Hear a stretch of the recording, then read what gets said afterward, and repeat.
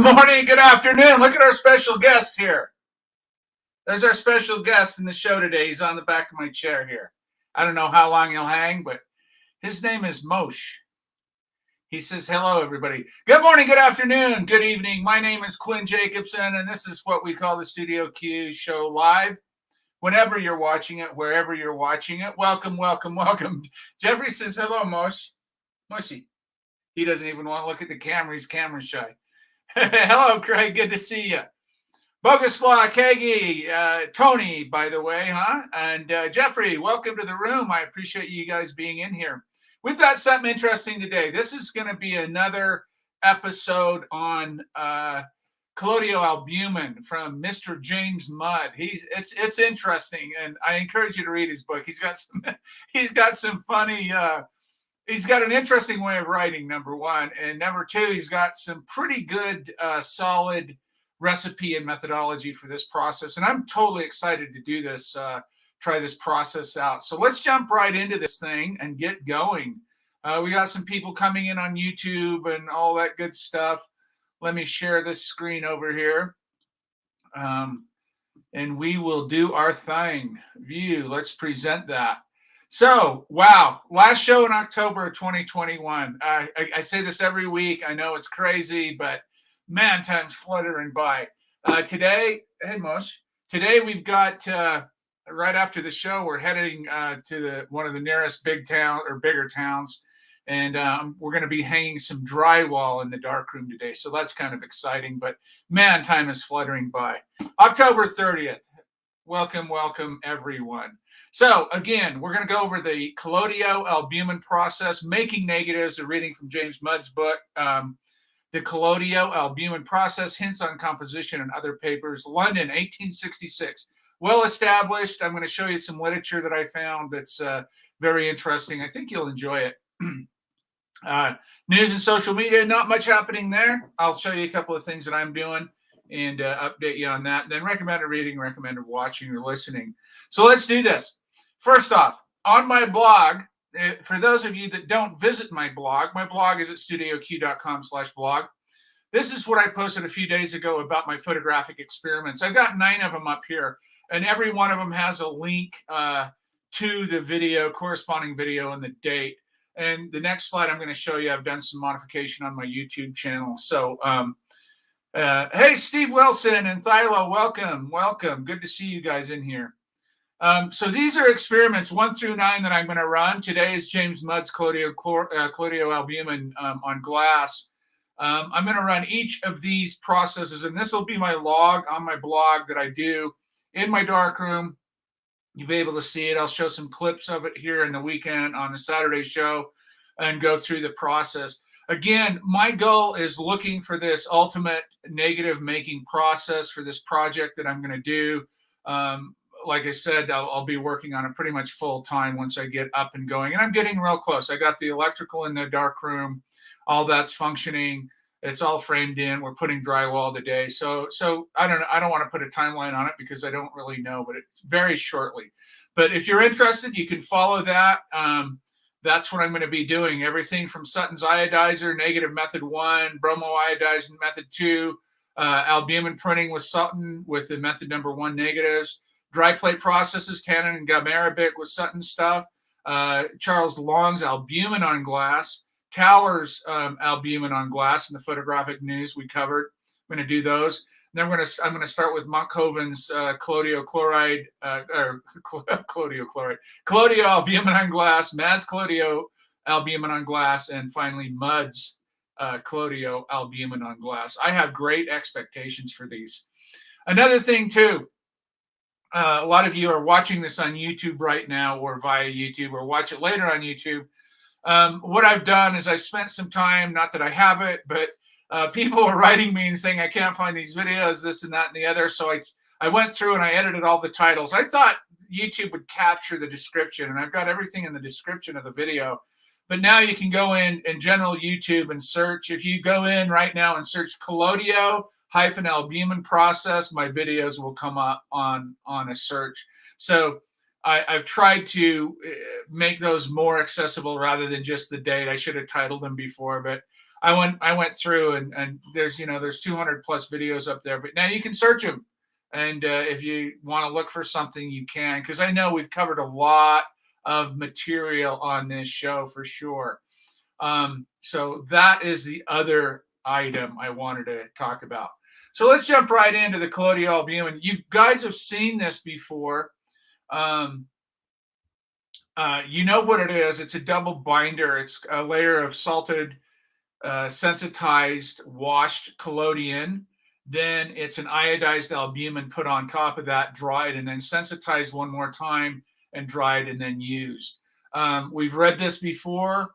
Joseph Sidebotham in 1861 invented it.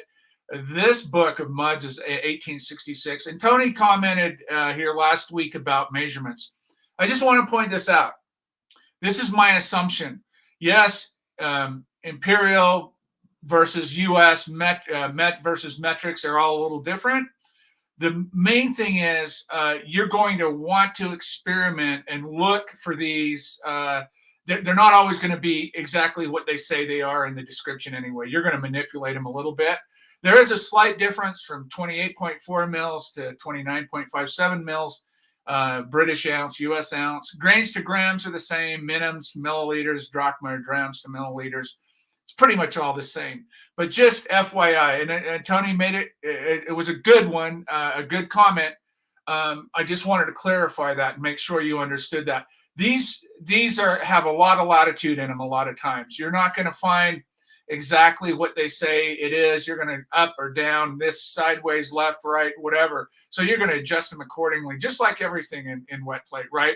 Everybody's got these recipes out there. You're gonna come up with your own thing and find. So I appreciate that, Tony, and I just wanted to point that out. And as well as translations too. I found Monkhoven's translations are a little screwed up. Some French translations, British to French went, that was back in the day. They were going back and forth. There's a lot of confusion there. So your mileage may vary. Just keep that in mind. Weights and measurements and translations, just keep those things in mind. But it's a good point to remember. So anyway, let's go to the history of photography. Joseph Maria Edar, Austrian chemist. This is from his book, and this is recommended reading today. And I can get you this book in PDF. It's an 800-page tome. One of the best books on the history of photography you've ever seen. It's just amazing. But Tapenot, a Frenchman, I know I'm probably saying the English version of Tapenot of his name.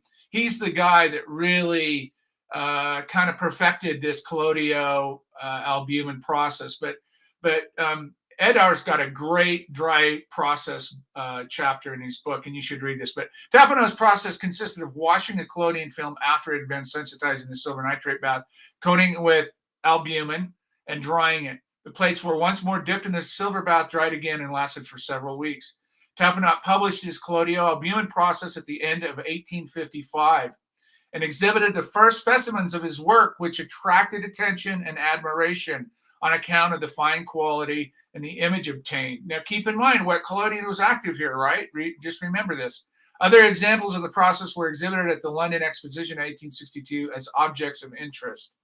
Tapenot's process met with immediate favor as early as 1855.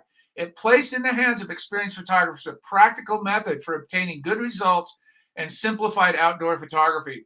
Although, of course, it was necessary to give longer exposures than with wet collodion plates, often several minutes. For instance, the Frenchman A. Ferrier made notable series of views of the Swiss lake in 1857. In England, J. Mudd, whose book we're looking at today, Joseph Sidebotham, the inventor of it, and others worked in collodio-albumin dry processes with great success from 1860 to 1870. This is a process, as I've read more about it over time, done research on it over time, I'm finding that this was the bomb process back in the day. And we'll find out why it didn't last, why it kind of went away. While Tapenot's process was largely used from the end of the 50s to the early 60s for landscape photography, it did not seriously interfere with the general use of the wet collodion process, but continued in favor for many years in conjunction with photomicrography and photomicrography. We cannot give all the various modifications of this process which have been published And then it gives a Handbuch 1927, Volume 2, Part 2. Check out his book. You'll see it at the end here. But I just wanted to share that with you. That's from Edar's book. Now, here's a January 6, 1866, I believe. January 6, 1866. Check this out. I love reading the photographic news because there are volumes and volumes of it, and it's just commentary. It's kind of like editorial stuff. It's really great to read. But anyway, here it is. Photographic notes and queries. Dry processes and their results. Sir, the approaching London exhibition will, I trust, contain some good examples of the three principal dry processes: Taupenots, Norses, and Fothergills. There seems to me no other chance of deciding on their respective merits. And until this is done, beginners in photography will have the trouble, perhaps, of trying all three before they decide which to adopt. And the journals will contain the usual number of markings, marbling, stains, and blisters in the Fothergills process, blisters and spots in the gelatin, and blisters in the Collodio-Albumin process. With respect to the Collodio-gelatin or Norris's process, it is somewhat strange that yielding, as it is said, results equal to the wet and superior to any of the dry processes. Interesting. It should hitherto have been so poorly represented in former exhibitions. I don't remember myself ever to have seen a print from the Collodio-gelatin negative, except indeed transparencies for which, on account the quick development, it seems well suited. The high recommendation is the great keeping properties of these plates. I have heard the good stereo negatives being obtained with plates 14 months old. Wow. Taupenots plates, on the contrary, will not keep in the hottest weather more than from 7 to 10 days. So there you go. You have almost 2 weeks, even in the hot weather, they're saying, however carefully washed. On the other hand, Taupenots, are very easy to prepare. This is the process we're looking at today. And if inclined to stain, may be rubbed to any extent with cotton wool. This fact alone makes this process, in my opinion, the nearest approach to universal success. How very seldom you see a wet collodion negative, no matter how skillful the operator, without some spot or comment, which certainly does not improve the resulting print. A Taupenot plate is hardly liable to this defect, owing to the thorough washing it receives after the nitrate bath. And the very slow development gives more halftone than the wet process is capable of. There's really interesting stuff here under the most favorable circumstances. Of Fothergill's process, I can't say much myself, having always met with stains when using Keen's formula and utter insensitivity when the plates have been well washed. Nevertheless, I am bound to say that I have seen the most charming prints, though not of large size, from negatives moderately washed, as well as from some of which have been under tap for 5 minutes. In conclusion, I think every photographer should be well acquainted with the wet process, in addition to one of the dry. And whether he adopts Taupenots, Fothergills, he ought to stick to it and not trouble himself with every raspberry vinegar or gin and water process he may meet with in the pages of the journals. H.M. I love that. And if you read James Mudd's book, he's got a chapter called Gin and Tonic in there. Gin and Water in there. It's a very interesting book. We're just going to cover the process and kind of get through there. But there's the photographic notes, page 215. You see the volume there. But let's look at this. The Collodio-Albumen Process, Hints and Composition, Other Papers by James Mudd, 1866. Really great book. Download it for sure. So right off the bat, he starts out the Taupenot, or the Collodio-Albumin Process, so he names him, is one of the oldest and best known of dry processes. And although many years have elapsed since its discovery, it remains, with the exception of some slight modifications in development, substantially the same as first. The process can't be taken up for a few days and then cast aside for something else, but must be thoroughly understood and largely practiced. So what he's saying here, even back in the day without the internet and all the diversions that we have, that, our dopamine mind needs another hit, you've got to stick with this. You've got to fail. You've got to find out how it works. You've got to stick with it if you do it. And so if you're working in wet collodion, you probably already have a good mindset of what's happening there. Hey, Dale Wilson lurking for now. Good to see you. And Paul Smith. Hello, Paul Smith over there in the UK. Wonderful. And he goes on to say, this can scarcely be said of any other dry process. Without, however, comparing it to others or entertaining the discussions of its merits or entangling the reader with speculations or theories, I propose in the following pages simply to describe as clearly and fully as I am able the process practiced by myself at this moment. So he goes on to say, before I proceed, however, I must add that I never have any secrets in this process. I have none to tell. I have so frequently received communication asking the question or assuming that I have some secret. This is so funny because I experienced this in Europe a lot. Assuming that I have some secret way of using the Collodio-Albumin process that I wish it to be distinctly understood that everything I know about this process is written here. Often when I taught workshops in Europe, I'd get this question a lot. Man, you're not holding, or this comment, you're not holding anything back. How can you do, you know? Well, you pay for a class, you come, I try to give you everything I know. And that's what he's saying here. This is what James Mudd is saying here. I'm going to give it all to you. No secrets. So let's go through this. Number one, plate cleaning. We know this. We know how to clean our plates for negatives, right? This is no secret. We use calcium carbonate, alcohol, and distilled water, or some variation thereof. He's talking about using triple E powder. That's fine. Whatever you want to use to clean it, it must be clean. Number two, preparatory coating of albumin. Now, this is interesting. We'll talk about this a little bit. This is a blister issue in this process, and we're going to talk about this here in just a minute. But look at number two, preparatory coating of albumin. Dilute a small quantity of the iodized albumin described further on. We'll look at that with 8 or 10 times its bulk in water. So you're going to dilute it down 8 to 10 times. This preparation is only required when blisters are feared. It is well to refrain from using it if possible. So it's kind of like adding, acid to your bath if you're trying to, get rid of fog or trying to clean up your stuff. You want some of these things, or glacial acetic acid to your developer. You want to be light-handed on it, those kind of things. That's what he's saying here.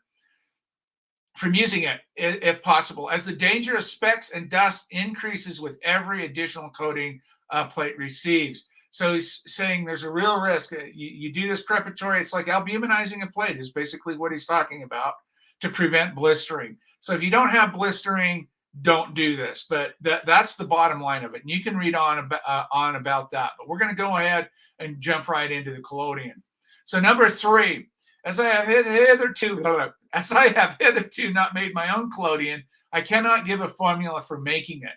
So he goes on to talk about, and we'll read this. It's really interesting here. He says he can't give a recipe of his own, but its behavior as to blistering has been, as described above, sometimes good, sometimes bad, very often indifferent, and never entirely to be dependent upon. I firmly believe that any collodion that will adhere to the glass will, with a tenacity sufficient, will answer for the process. Okay, so that's good, but wait. He goes on to say the iodide down below. He goes on to say the iodizer should be equal parts of potassium and cadmium. So this is not bromoiodized. This is iodized only.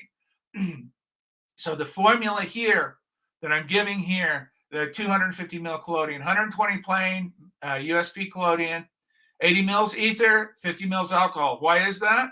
The proportion of 3 parts of alcohol to 5 ether is about right. No bromides in the iodizer. So 80 ether, 50 alcohol, 0.8 cadmium, and 0.8 potassium iodide, 3 mils of DH2O if you need to dissolve the salts. So there's a rough starting point for a collodion to work in this collodio-albumin process of muds or tapenades. Number 4, first silver bath. This is important. First silver bath. This is the usual nitrate bath used in the wet process, about 35 grains. So 77 grams, 7.7%. If you're doing a liter there, and you can break it down. About pH 4, it says slightly acidic. And then he goes on to say the exact amount of acidity does not matter. A considerable quantity of even free nitric acid is not objectable. A bath, too much acid for wet, answers perfectly well for this process.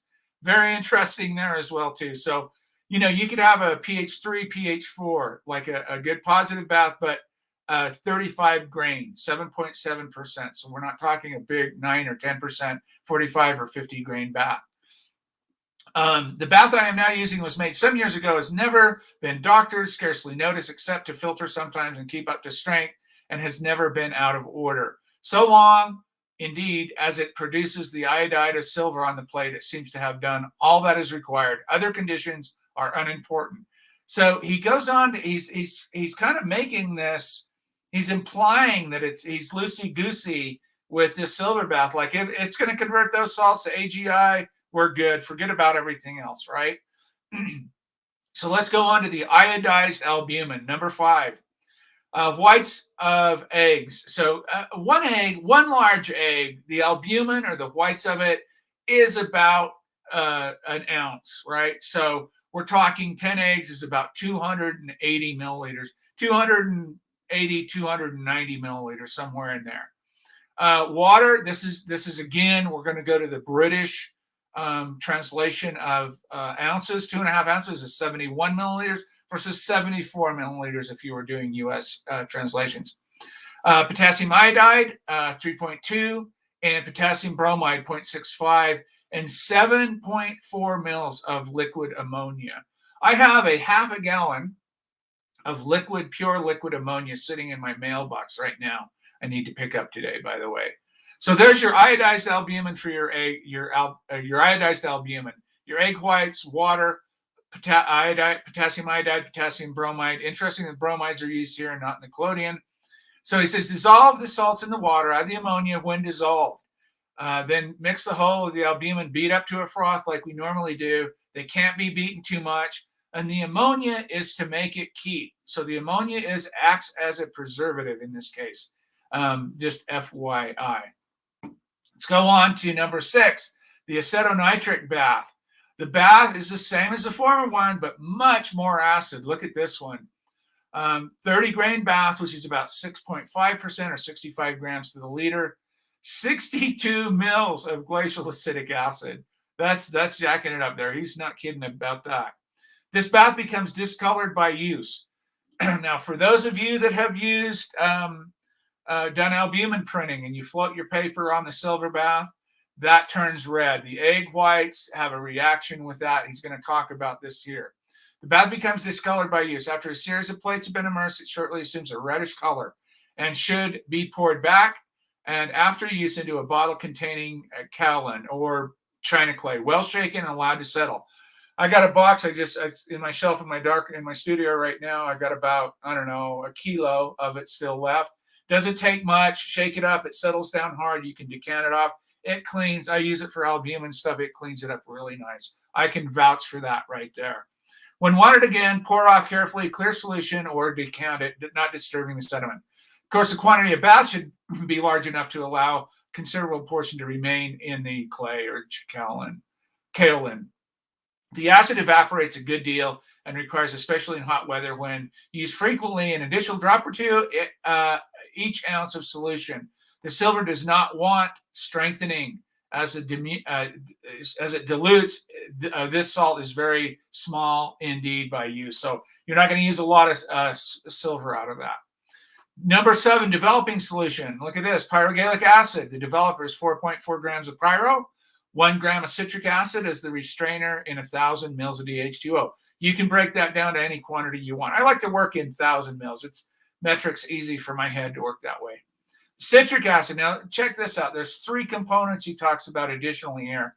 Besides this mixture, the developer, there should be also a bottle containing citric acid solution and another bottle with a nitrate solution. The former, 8 grains of citric acid to 1 ounce of water. The latter, 80 grains of silver nitrate to 1 ounce of water. So the citric acid is a 1.7% solution, or 17.5 grams of citric acid to 1,000 mils of water. The silver nitrate for the developer is 65 grams of silver nitrate to 1,000 mils of water. As required when developing. This plain pyro without acid or silver is always mixed just at the moment it is wanted in the quantities wanted and according to no rule except that of the rule of thumb. So what he's saying here, and we'll read about this. You're going to use this stuff in the development. This is a combination of developing and redeveloping kind of at the same time. You've seen it before. We've talked about these processes a lot, right, in the last few weeks. It's kind of a combination of developing and redeveloping, or pre-developing and bringing out the vigor, right, through with a pyro, or with a silver and pyro, or silver pyro and acid developer, that kind of thing. So it is used in all strengths from 2 grains to 20 grains according to the effect required. Strong when the picture seems underexposed, moderately weak with correct exposure, or altogether superseded by the acid, pyro acid, if the subject be suspected to be much overexposed. Blah. Fixing solution. He's just saying in that previous just use it accordingly to what your exposure is, because you have a little bit of latitude there. Fixing solution number 8. This is straightforward. 113 grams of sodium thiosulfate, 570 milliliters of DH2O. Now he goes on to talk about we'll get to that.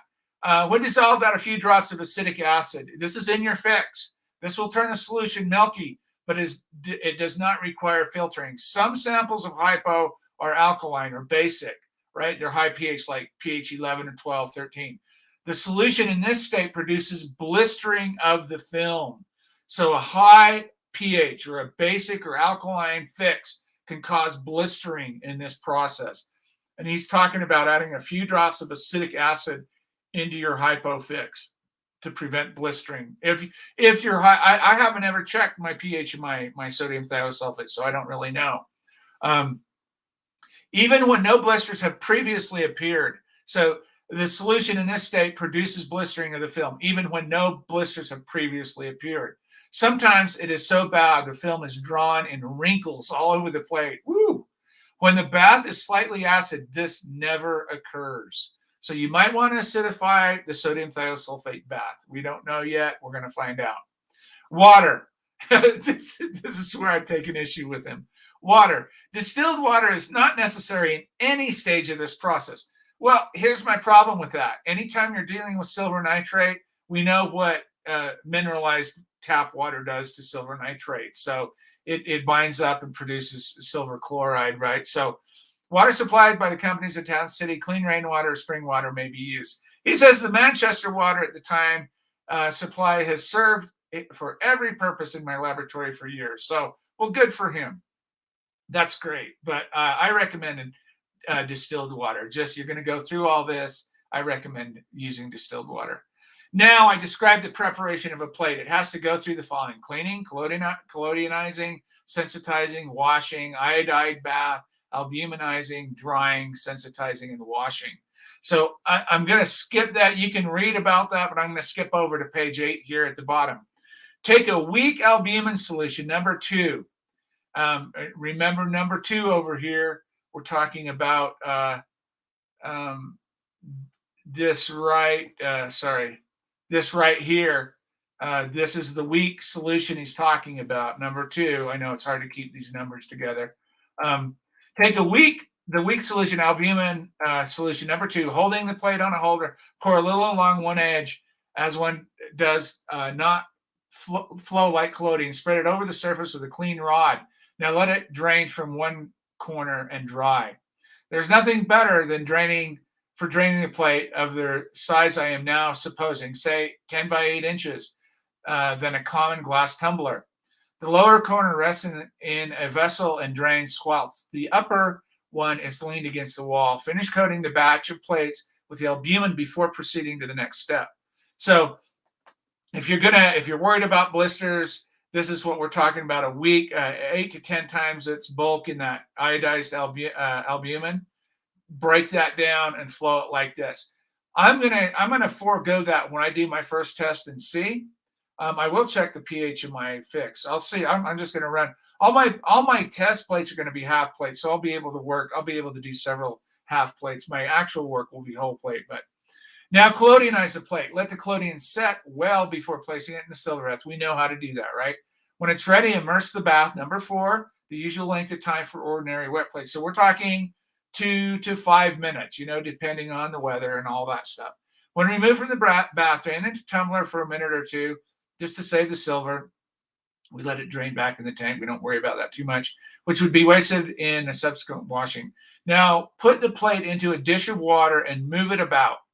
In the operating room, there should be a good-sized, shallow leaden trough with a waste pipe. So what he's talking about, you sensitize the collodionized plate. Now you need to wash the free silver from it. So let's jump down here. It is quite unimportant how much the plate is washed. The free silver must be entirely removed. Now he gives a little recipe for washing this excessive silver with a little tiny bit of potassium iodide. This is a real interesting kind of thing going on. You don't throw a pinch of salt in there. You use potassium iodide. So he uses an ounce of water to 8 grains of potassium iodide, Ki, and that will pull all that free silver away without hurting the plate. And that's what you're after. Wash that free silver away. It is not much additional trouble, as it can be put in and taken out of this solution almost immediately, right? Just drain now until the water ceases to drop and proceed to albuminize. From the stock bottle of the iodized albumin, number 5, right, the iodides and bromides in that, filter as much as required for present use. Take the plate on a holder and pour the still wet surface, the albumin. So you've just washed the free silver from the plate after you've collodionized it, and now you're going to flow this iodized albumin on it. Let it flow smoothly and slowly. Here's the beautiful thing about this. The plate is wet, so you're not going to have an issue with this albumin. And it's fairly weak albumin, you're not going to have a problem flowing it, or you shouldn't. Let it flow smoothly and slowly as to mix intimately with the water. Then pour it off again. Remember, we've talked about this. You have to have one coat. We had a B bottle in another process, right? So you use the strong set, use the B bottle, and use the B bottle to pour that back to get the water, fill the pores up, get the water out of the pores, and then he really albuminizes it. So you pour it off again into a measure you have in your hand, or a cup you have in your hand, but into one with the funnel and muslin through which it filters again into the measure. If the albumin were poured off the plate into a measure or cup direct, it would be full of air bubbles. So what he's talking about, if you've worked with albumin, you know this. The stuff just wants to bubble constantly. So that's what he's telling you to avoid here. The muslin filters the bubbles out, leaving the solution free, which is a great idea. Repeat covering the plate with albumin. It requires doing it twice. Remember, this is important. Get the water off first, don't get the bubbles, and then do it twice. Then drain another tumbler film to the wall. As this tumbler will be washed for the next, when the albumin has ceased to drop, the plate can be removed to the shelf and lower corner resting on a clean blotting paper. So that's the process. You've cleaned the plate, you've prepped it maybe if you want, you've collodionized it, you've sensitized it, you've washed the free silver, you've run the iodized albumin over it twice. Now you're going to let it dry. So that's where we're at right now. After becoming partly dry, finish with the heat of the fire. So, I would probably just let it dry, spontaneously or naturally. When the last plate, unless you're doing a whole bunch of them, I guess.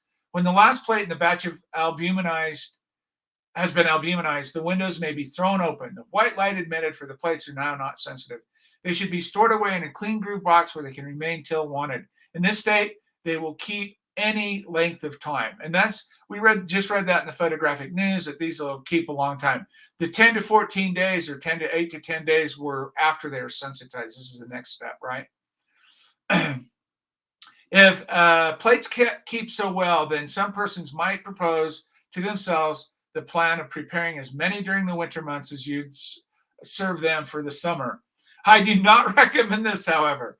Winter is not favorable for photography. The atmosphere, especially in large town, is more impure than in the summer. The solutions in water and baths are now in low temperatures, and the plates are far inferior.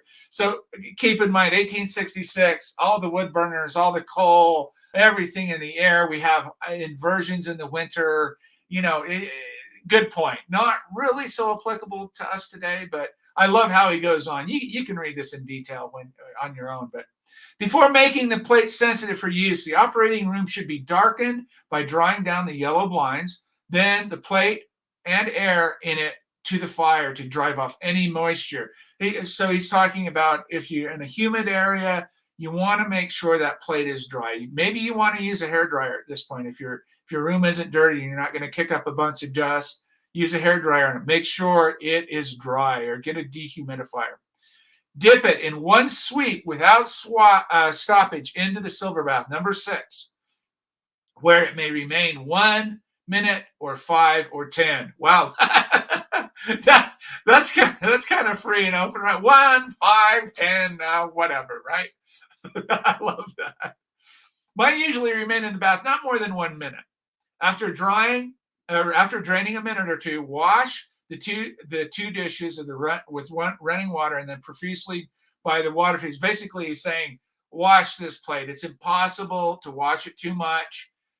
Experimental plates have been tried, although gallons of water were poured over the surface.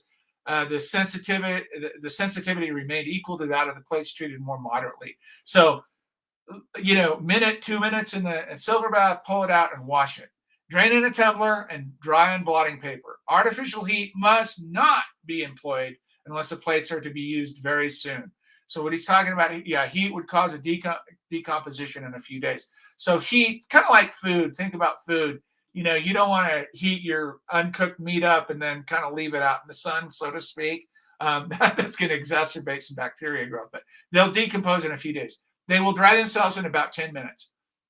When the plates are drying, look on the surface for blisters. This is the time to ascertain whether they have this fault or not. So when they're wet, out of the silver bath on the sensitizing the plate to use, that's when you want to look for the blisters, right? So he goes on to say, this is the time to, if they get quite dry before they are examined, you will not be certain of their condition. For when dry, the blisters go down and become invisible. If they're free in this state, they will continue to be exempt all the way through developing. So if you're good to go without blisters at this point, then you don't need to pre-treat those plates with that dilute iodized albumin to prevent them. But you can if you want to prevent them, right? The plate is now ready for the camera. I'm going to jump down here.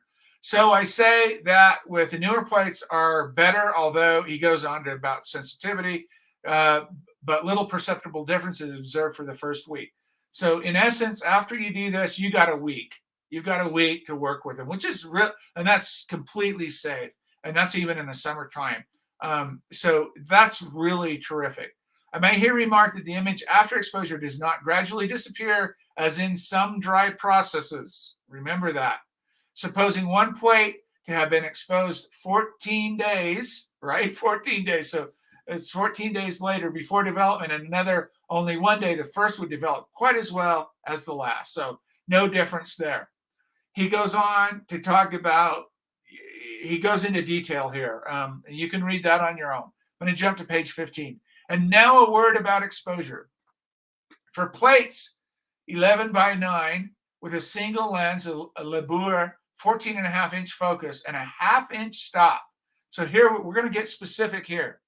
14-inch lens with a 1/2-inch stop. So he's talking about, a centimeter stop. The subjects, lake and mountain scenes, I should give them from 10 to 12 minutes exposure. For plates 5 by 7, Dallmeyer's triplet stopped, marked with an X, similar subject, from 3 to 5. So here we have some idea. I did a little calculation, and these are looking like pretty fast dry plates in the collodion dry plate arena, right? They're not like albumin on glass only. So there's a little bit increased sensitivity here, so you don't have this 30, 40, 50-minute exposure. Having taken the views and returned home, there comes the most interesting and, at the same time, the most important operation to go through, development.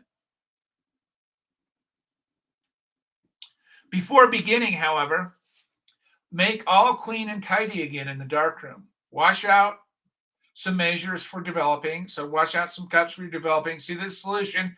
Number 7, ready for use in your ancillary stuff as well. And you may want some hot water on hand too. Now let's run the water over the surface till the plate, tilt the plate that it may run off again.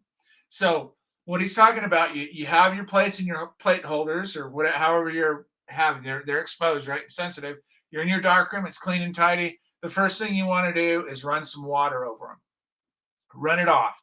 And then he says, before commencing, refer to your notes made during the tour or when you're making the plates to see what the subject is and what you're about to develop. Really important here. So, you may have photographed something with some bellows extension up close and another scene where you have a landscape shot, and refer to your notes. What were your exposure? What was your f-stop? This is what's going to get you dialed in. This is what he was talking about in the beginning of stick with it, make notes, take good notes, document yourself. That's really important.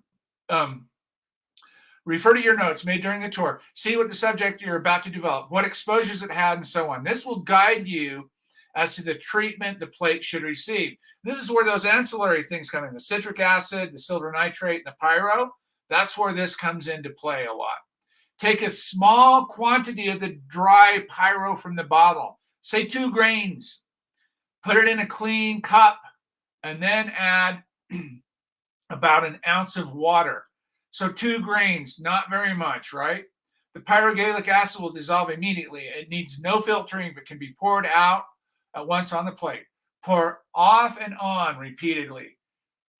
Your plate's wet, right? You've got it wet. Now you got this dry pyro, 2 grains. That's what? 0.065. It's tiny. It's a tiny, tiny amount, less than a gram. In a few minutes, the sky will appear and later several highlights of the picture. Go on, however, until the foreground becomes just visible. So this is a really interesting word we should start using if we get into this process, blackening up, okay? Look on the picture at this stage and not through it. Look at it with reflected light, not through it, although you're making a negative. The details seen by reflected light, but they are too faint to be viewed by transmitted. Take care not to go too far in bringing out every detail, as the subsequent blackening up will bring out more and fog the picture just as overexposure does. Let's see what Dale said. Just check my 1% and the pH was 6.1. Oh, that's not bad. That's not bad at all, Dale. That's not even neutral.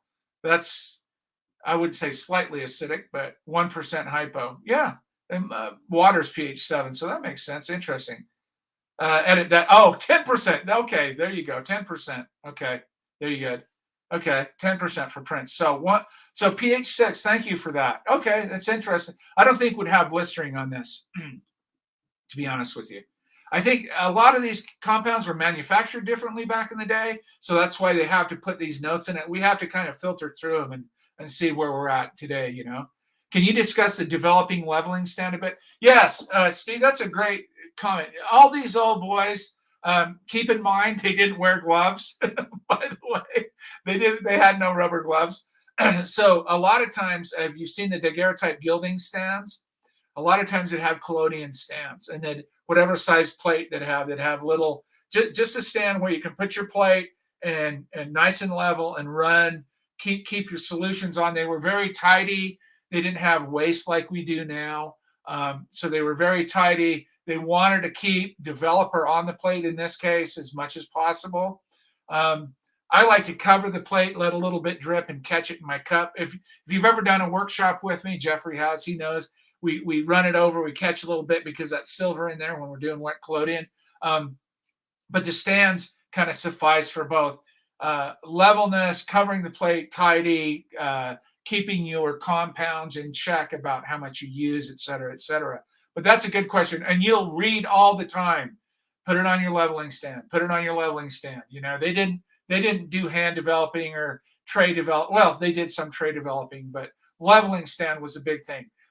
It constituted less contamination, better use of the compounds, all that stuff. That's a great question, though. So thanks for that, Dale. That's good to know. pH 6. So let's go back to this. So you're going to go on blackening up. Will bring out more. Fog the picture just as overexposure does. So be careful about how much you use. Don't go too far. On the other hand, do not stop using the plain pyro too soon, or the after operations will still leave the details undeveloped. So what he's doing here, he's free balling it, basically. He's no restrainer in this pyro, a very weak solution. I admit, very weak solution, but he's pouring it on the plate and he wants to bring those highlights up and just a little bit of those midtones are starting to show. Don't go too far and don't go far enough, but don't go too far is what he's saying. Really hard to translate that, I'm sure. This is indeed the most important moment. On your decision now depends the quality of the resulting negative. The more, over the years, the more and more I read about this stuff, I don't think we're making negatives near the quality of these guys made. I just don't think we devote the time, we don't devote the energy, we don't do any of that. And maybe we're working in some of the wrong processes in the wrong ways and all that stuff. But the prints they made back in the day were, I don't know that I've ever seen any modern prints equivalent to those. So there's a lot here to be said about these subtle words about this is the most important moment. On your decision now depends the quality of the resulting negative. At this point, the development, therefore, it is necessary for a few seconds to throw strong light on the plate.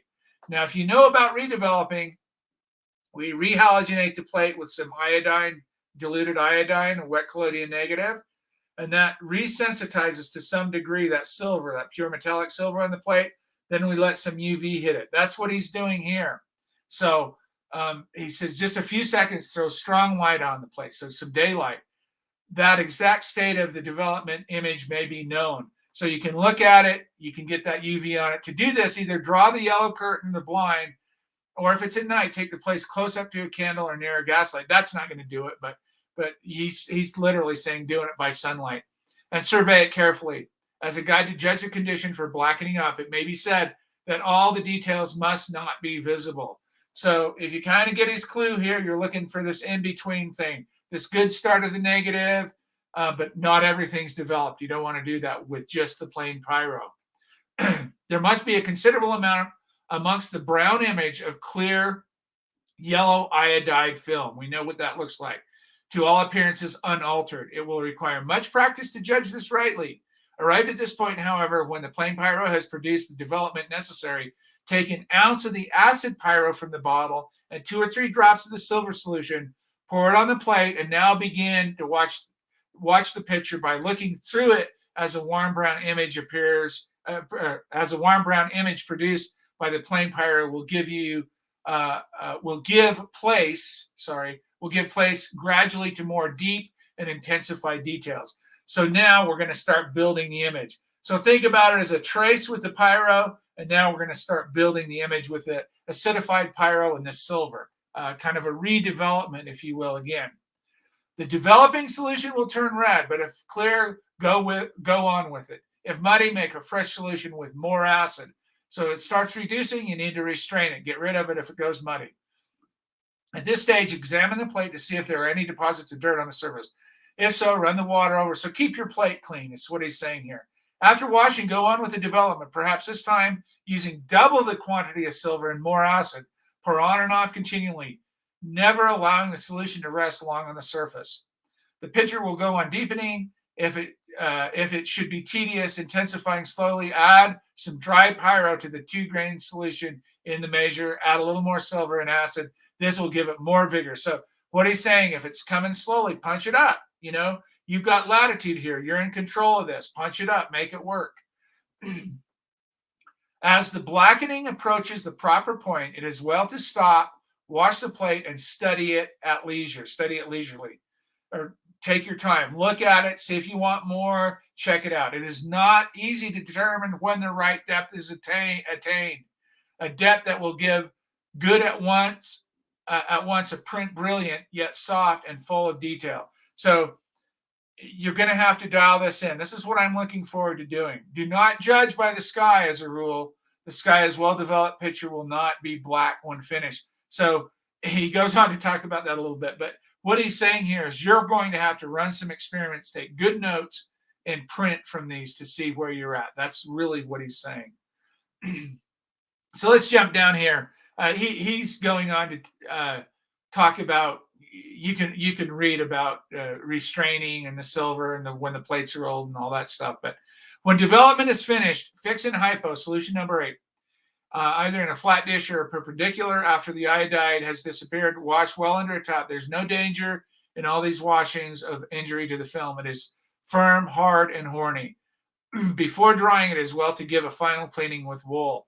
That's another interesting thing. I recommend people, when you're doing positive images, you can, even if all you have to be is a little tiny bit off for overdevelopment, that unexposed silver, you can't even see it with your eye, run a cotton ball over and clean those void areas off, clean it out, especially for negatives. This is really important because if you redevelop them, not in this case, but a wet collodion, if you redevelop it, that unexposed silver, the little tiny bit will come up as well too. So you're exacerbating that problem. So that's what he's talking about. He's running a final cleaning with wool. Jump over to page 20. Collodio-albumin plates can be printed from without varnishing if only a few copies are wanted. And indeed, if the negatives are rather thin, if they are a little short of density, they print better in this way. On the other hand, when overdeveloped and somewhat hard, a coat of varnish does them good by rendering them more transparent in the highlights. Interesting little tidbit there as well. And then the last page. I have now described the process as I use it at present. It will be seen that it is not very convenient for for the photographer who wishes to take things easily. So there again, he's talking about this is something you're going to have to work with. There's plenty to work in it on account of its limited keeping qualities. 2, it is not suitable for journeys of several weeks duration unless a sensitizing and development be done en route. This is not difficult to accomplish, although it may not be done surrounded by all the conveniences of the laboratory at home. So he's saying this is a great process as long as you're not going out for weeks. If you sensitize the plates, we know a week, you're good to go. You're just good to go. So that's really good to know. I'm excited about this. Any questions? Let's see. Thilo says he mentioned 14.5 lengths would that be F29? That's a good question. I'd have to do the math. I didn't do the math on it. That's a centimeter with a 14-inch 20. What would that be? Somebody can do that. You're probably right, Thilo. That's 8 to 10 minutes. And again, he's in England. He's not 2,800 meters where I'm at. My exposures, one of the reasons I'm excited to do this process, my exposures are going to be half of these, at least, even stop down. So I'm going to get really robust light up here, strong UV.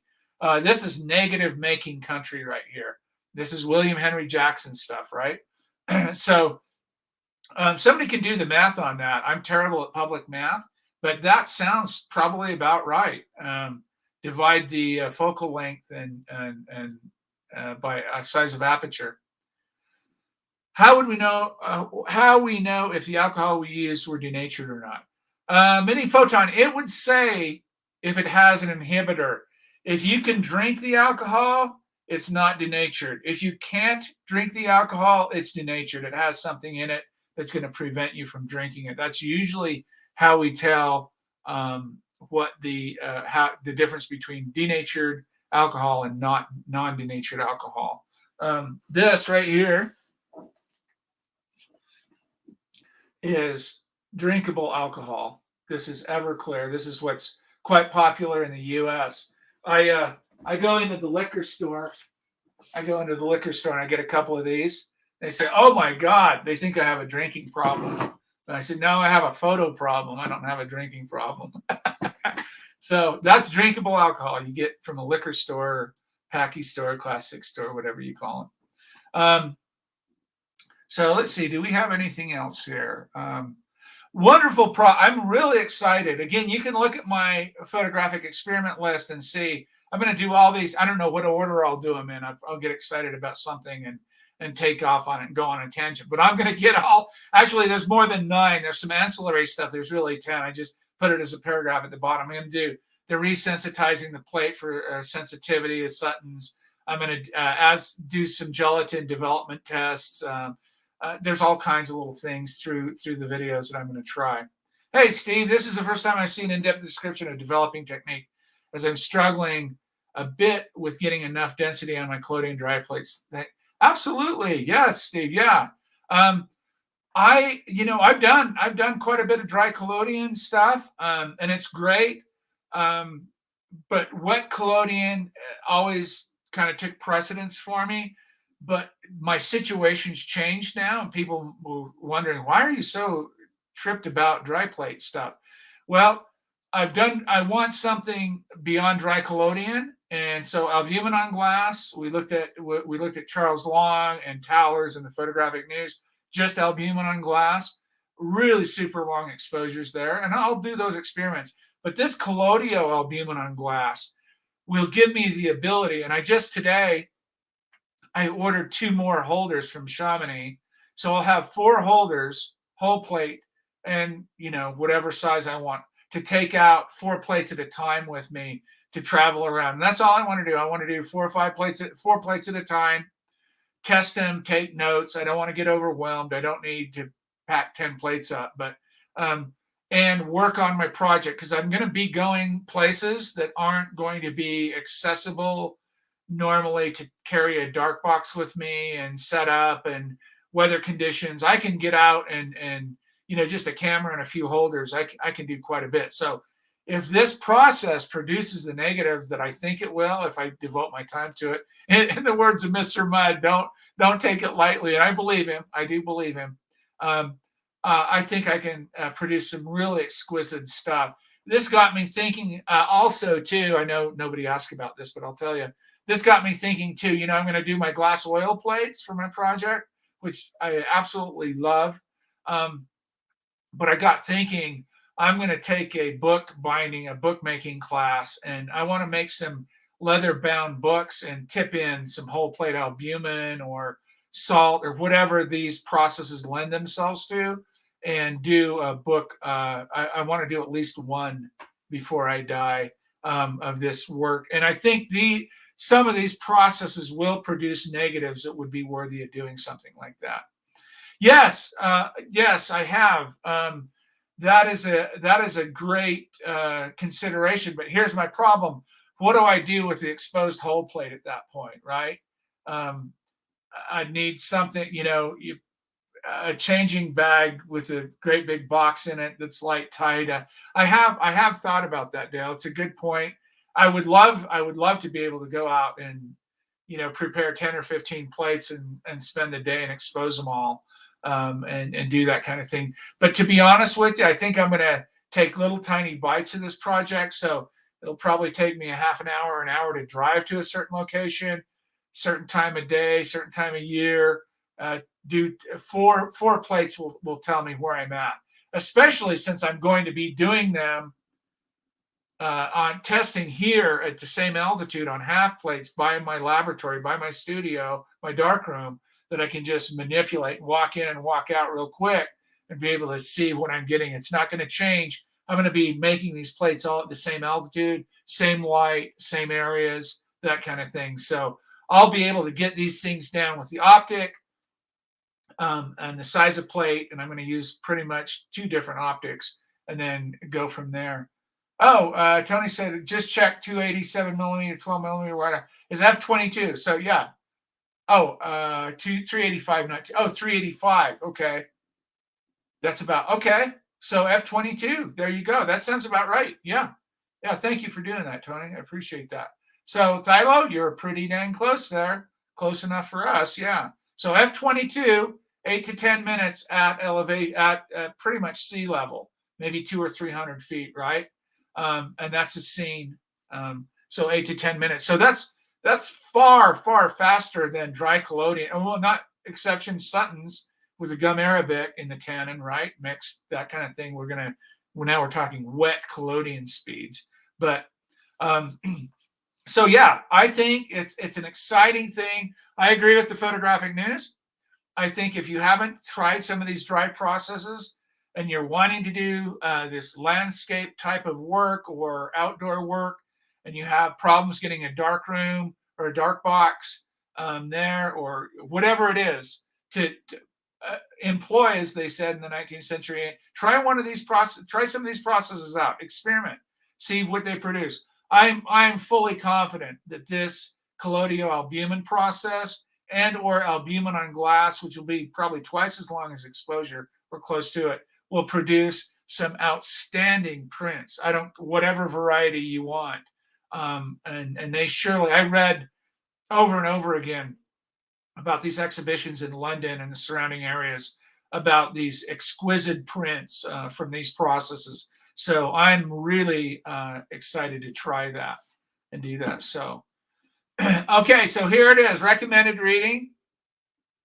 This is The History of Photography by Joseph Maria Edar. He's an Austrian chemist who specializes in chemistry of photography, about 800 pages. Email me if you want. I think it's a 30 meg file. I tried to find some place to put it up. Maybe I can give you a link to download it. Wonderful book. I have it here on my desktop. It's outstanding. I reference it all the time. Anything you want to know is in there, and it's solid and it's good. And you saw an excerpt today of from the Tapanote or the Collodio-Albumin process. Will you be comparing the limitations of albumin paper versus glass? Yes, exactly, Carson Chopper. That's exactly what I'm going to do. I'm going to test the negatives that I produce with these different processes. I'll be the test plates will be half plate just for convenient of use. And then I'm going to do test prints. And we're going to see which negative producing process from wet collodion, it's a typical bromo-iodized, which would be basically Sutton's number 2 method. Remember that? Producing soft negatives. Sutton's method number 1, iodized only collodion and corresponding baths and development. Traditional wet collodion, modern stuff today, making negative. Albumin on glass, Charles Long and Towers, and Collodio-albumin. And there's a couple of flavors here that I could try. And I will definitely be able to tell. This is you will be living through me vicariously on finding, I termed it finding the perfect negative making process for this project.